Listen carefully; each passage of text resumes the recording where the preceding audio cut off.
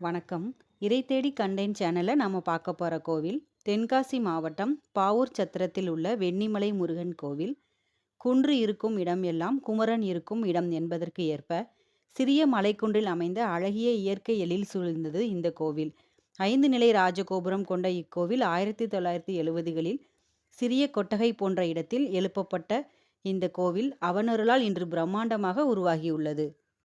கோபுர வாசலில் ஒருபுறம் ராஜகணபதியும் மறுபுறம் மகாலட்சுமியும் அருள் செய்கிறாங்க. கொடிமரம் தாண்டி கருவறையில் சிறிய வடிவில் வள்ளி தேவசேனா சமேத சுப்பிரமணியர் அருள் புரிகிறார். அருள் வடிவான முருகன் அருளால் அநேக திருமணங்கள் இங்கு நடைபெறுது.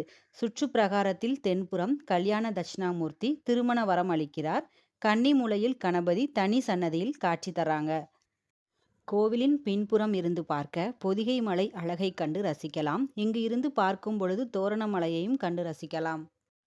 அழகிய இந்த சூழலில் அமர்ந்து முருகனை நினைக்க நம் மனம் அமைதி அடைவதை உணரலாம். சுற்று பிரகாரத்தில் துர்க்கை அம்மனை வணங்கலாம்.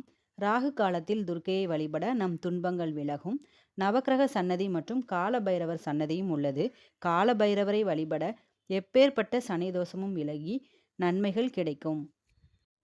கோவிலின் இடதுபுறம் விநாயகர் சன்னதி உள்ளது. பின்புறம் சிறிது தூரத்தில் பூர்ண புஷ்கலா சமேத சாஸ்தா அருள் புரிகிறாங்க.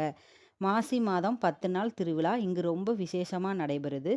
தமிழ் புத்தாண்டு அன்று திரளான பக்தர்கள் சூழ அன்னதானம் விமர்சையாக நடைபெறும்.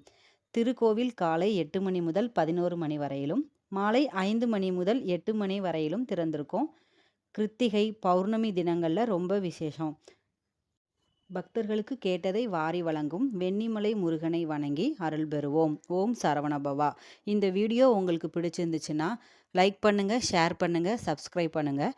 மறுபடியும் இறை தேடி கண்டேன் சேனலில் மற்றொரு கோவிலோட உங்களை சந்திக்கிறோம். நன்றி.